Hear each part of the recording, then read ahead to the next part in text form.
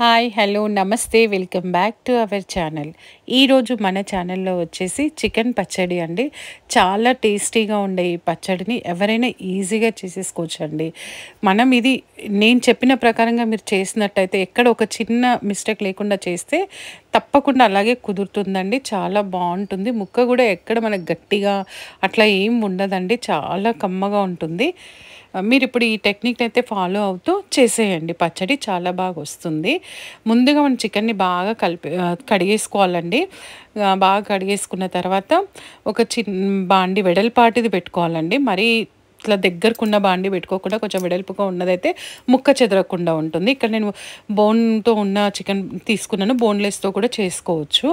అయితే బాగా కడిగేసుకొని ప్లెయిన్ అంటే దాంట్లో ఏం వేయకుండా ఓన్లీ బాండి వేడైన తర్వాత మనం చికెన్ పెట్టేసుకోవాలి. దాంట్లో కడిగేసుకున్న చికెన్‌ని పెట్టుకున్న తర్వాత కొంచెం వేడైన తర్వాత దాంట్లో కొంచెం పసుపు వేసుకుందాము. అంటే మనం తీసుకున్న చికెన్‌కి సరిపోయేటంత పసుపు వేసుకోవాలి. అలాగే నేను ఇక్కడ 3 కేజీస్ చికెన్ తీసుకున్నాను. దానికి సరిపోయేటట్టు ఒక కేజీకి ఒక టీ స్పూన్ అంత ఉప్పు వేసేసుకున్నాను. అంటే 3 టీ స్పూన్స్ సాల్ట్ వేసుకున్నాను. అలాగే కొంచెం ఆయిల్ కూడా వేసేసుకున్నాను. వేసుకొని ఇప్పుడు అంతా ఒకసారి కలిపేసుకోవాలి.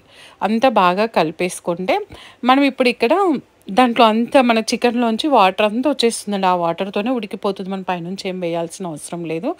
ఆ వాటర్‌తో మొత్తం చికెన్ ఉడికిపోయే వరకు వాటర్ వచ్చి ఆ వాటర్ అంతా ఇంకిపోయే వరకు కూడా మనం స్టవ్ పైన దాన్ని పెట్టేసుకోవాలి. పెట్టేసుకొని ఇప్పుడు చూడండి వాటర్ ఎలా వచ్చేస్తుందో మొత్తము. అలా ఇది తక్కువ స్టార్టింగే. ఇంకా చూడండి ఇంకొక 5-10 మినిట్స్ అట్లాగే స్టవ్ పైన పెట్టినామంటే మనకు వాటర్ ఫుల్‌గా ఊరిపోతుందనమాట.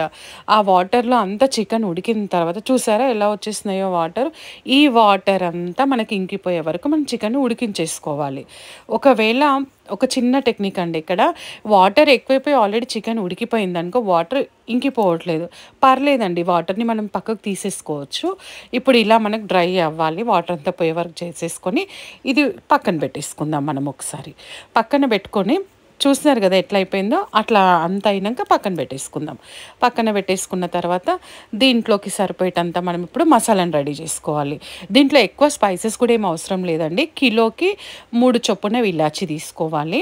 అంటే 3 కిలోలు కాబట్టి ఇక్కడ నేను 9 ఇలాచీలు తీసుకున్నాను. అలాగే కిలోకి 6 చొప్పున లవంగాలు తీసుకోవాలి. 3 కిలోలకు సరిపోయేటంత. పట్టా వచ్చేసి ఒక్కొక్క చిన్న ఇంచ్ అంతా ఒక ఇంచు పైన ఉంటుంది. చూసారు కదా ఇక్కడ ఎంత తీసుకున్నానో. 3 కేజీస్కి సరిపడేంత మసాలా ఇదేనండి.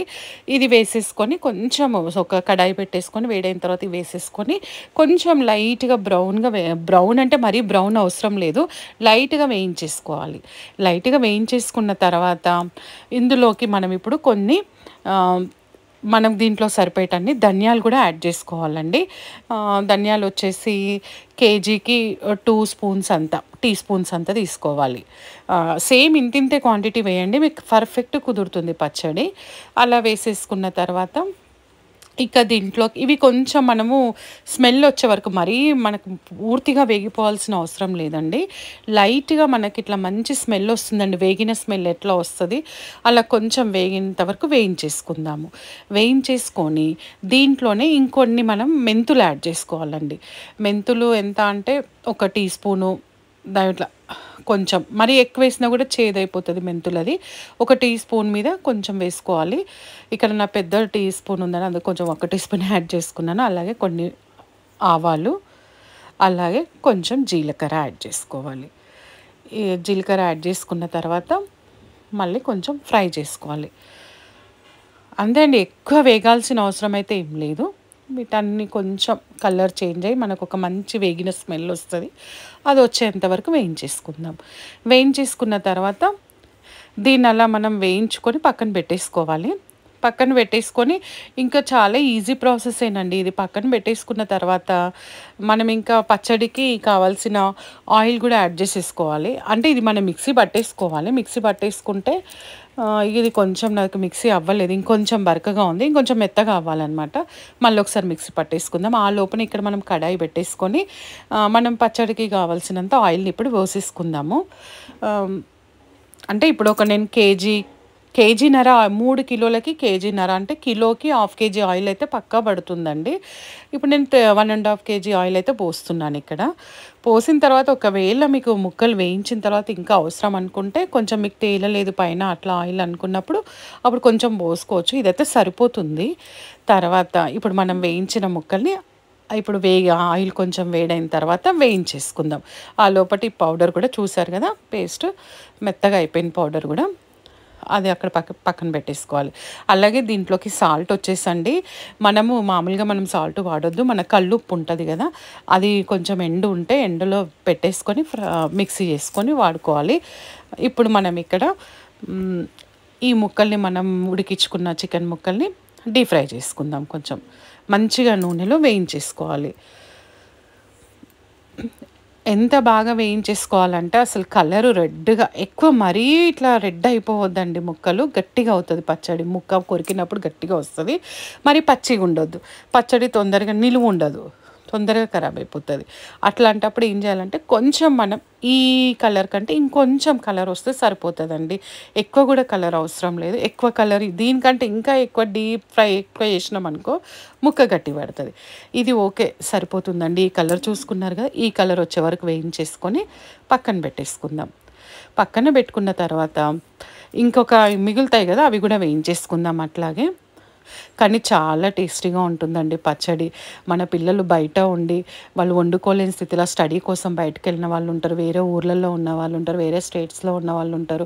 వాళ్ళకి కూడా మనం ఈ పచ్చడి పెట్టి పంపిస్తే ఒక 3 నెలల వరకైనా నిలువ ఉంటది. 3 నెలలు ఏంటండి, ఫ్రిడ్జ్‌లో పెట్టుకుంటే 6 నెలలైనా తినొచ్చు.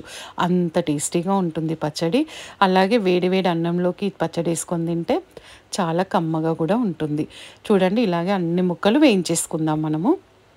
వేయించేసుకున్న తర్వాత ఇంకా నెక్స్ట్ ప్రాసెస్ కూడా చెప్తానండి కంటిన్యూషన్. అలా మొత్తం వేగిన తర్వాత ముక్కలన్నీ వేయించేసుకున్న తర్వాత అదే ఆయిల్ నాకు ఆ కడాయి చిన్నగా అయింది. మళ్ళీ అందుకే మనం ఇందాక ముక్కల్ని ఉడికించుకున్నాం కదా చికెన్ ముక్కని, అదే బౌల్ పెట్టేసానండి. దాంట్లోకి ఇప్పుడు అదే ఆయిల్ వేసేసుకొని మనం అల్లం వెల్లుల్లి పేస్ట్ని ఫ్రెష్‌గా అల్లం వెల్లుల్లి పేస్ట్ ఉండాలండి. మనం అప్పటికప్పుడు నూరుకున్న పేస్ట్ అయితే పచ్చడి బాగా కుదురుతుంది. టేస్ట్ కూడా బాగా వస్తుంది. నిల్వున్న అల్లం వెల్లుల్లి పేస్ట్ వేస్తే టేస్ట్ వేరే అయిపోతుంది. అలా మనం అప్పటికప్పుడు చేసుకున్న అల్లం వెల్లుల్లి పేస్ట్‌ని ఒక 4 టేబుల్ స్పూన్లంతా వేసేసుకున్నానండి. వేసేసుకొని బాగా ఇప్పుడు నూనెలో పచ్చి వాసన పోయే వరకు వేయించేసుకుందాం. వేయించేసుకొని అలా వేగిన ఆయిల్లోకి ఇది కొంచెం వేగే వరకే మనం స్టవ్ ఆన్‌లో పెట్టుకోవాలి. దాని తర్వాత మనం స్టవ్ ఆఫ్ చేసేసుకోవాలి. ఆఫ్ చేసుకొని ఇట్లా కొంచెం వేగుతానే ఉంటే మనకు ఆ స్మెల్ అంతా వెళ్ళిపోయి మంచి వాసన వస్తుందండి. ఇప్పుడు ఇలా వేగిన తర్వాత ఇంకా మనం స్టవ్ ఆఫ్ చేసాం ఇక్కడితో. ఆ వేడి ఉన్న ఆయిల్లోకే మనం ఇక్కడ కారం వేసుకుందాము.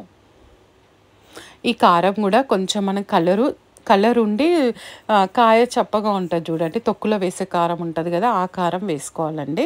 అప్పుడు బాగా టేస్ట్గా ఉంటుంది.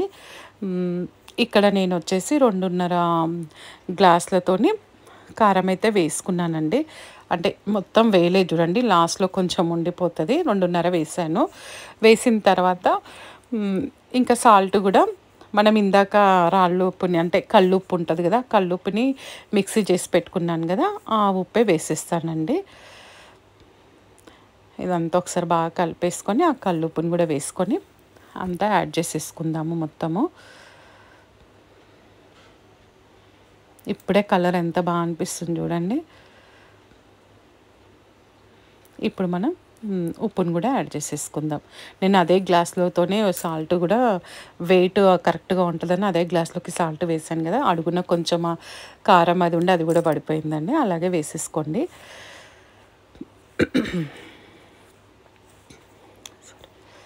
ఇలా సాల్ట్ వేసేసుకొని మొత్తం ఒకసారి అంతా కలిపేసుకుందాము. ఆ సాల్ట్ మనం మిక్సీ చేసాం కదా, కొంచెం అది దొడ్డుప్పుని రాళ్ళుప్పుని అది మిక్సీ చేసాం కాబట్టి అదంతా ఇట్లా మనకు ముద్దలు ముద్దలుగా ఉంది. అంతా ఒకసారి చేయితో ముందు అనుకోవాల్సింది నేను అట్లాగే వేసేసాను. దాన్ని మనం ఒకసారి దాంతో అలా కలిపేసుకుంటే చెంచాతో ఇట్లా ఒత్తినట్టు పెట్టేస్తే అది పోతుందండి. అలాగే ఇందాక మనం చేసుకున్న పౌడర్ని కూడా మసాలా పౌడర్ని కూడా వేసేసుకుందాము ఇందులోకే. అంతా ఒకసారి బాగా కలిపేసుకుందాము. అంతా బాగా కలిపేసుకున్న తర్వాత ఇందులోకి మనం ఫ్రై చేసుకున్న ముక్కల్ని కూడా వేసేసుకొని మంచిగా ముక్కలకన్నిటికి ఆ మసాలా పట్టేటట్టు బాగా కలిపేసుకోవాలండి. అంతా ఒకసారి బాగా కలుపుకున్న తర్వాత ఇంకా ఒకే ఒక ఇంగ్రీడియంట్ దీంట్లో వేసేది ఉందండి. అదొచ్చేసి మనము నిమ్మకాయ పులుపు వేయలేం కదా ఇంతవరకు పచ్చడిలో. కొన్ని నిమ్మకాయలు కిలోకి ఒక 6 నిమ్మకాయలన్నీ తీసుకోవాలండి. కిలో పచ్చడికి ఒక 6 నిమ్మకాయలైతే సరిపోతుంది. ఆ నిమ్మకాయలని మనం పిండేసుకొని పక్కన పెట్టుకోవాలి. కానీ ఇప్పుడే వేయకూడదండి. వేడి మీద అస్సలు నిమ్మకాయ వేయకూడదు. చేదెక్కుతది పచ్చడి. మనం దీన్ని ఏం చేయాలంటే బాగా చల్లగా అయిపోయిన తర్వాత అలా పక్కన పెట్టేసుకొని ఇలా నిమ్మకాయనంతా వేసేసుకొని కలిపేసుకోవాలండి. ఎంతో టేస్టీగా ఉంటుందండి పచ్చడి మాత్రం చాలా బాగుంటుంది. కలర్ కూడా చాలా బాగొస్తుంది. ఒక్కసారి మీరు నేను చెప్పినట్టుగా ఇట్లా ట్రై చేసి చూడండి. చాలా బావుంటుంది. చూడండి ఎంత అనిపిస్తుంది. ఇంకా మీకు ఇప్పుడే మనం వేసాం కదా నిమ్మకాయ, ఆయిల్ అదంతా రాలేదు. మనకు 3 డేస్ తర్వాత మంచి పర్ఫెక్ట్ కలరు, ఆయిల్ అంతా పైకి తేలి మంచిగా కనిపిస్తుందండి. ఒక్కసారి మీరు ట్రై చేయండి.